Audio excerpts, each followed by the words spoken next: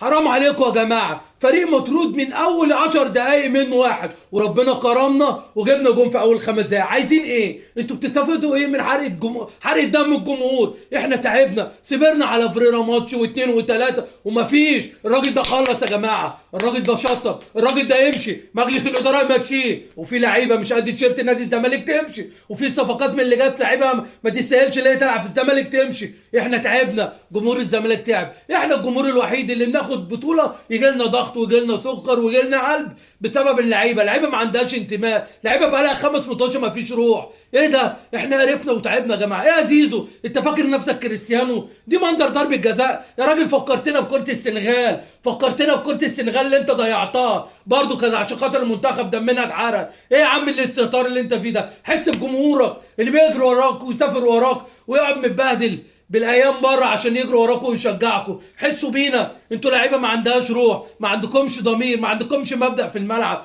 ومعاكم مدرب مشطب كل حاجه. لازم مجلس الاداره يتدخل. المدرب ده بالسلامه، المدرب ده خلص كوره، ولاعيبه ما تستاهلش تلبس تيشيرت الزمالك بالسلامه.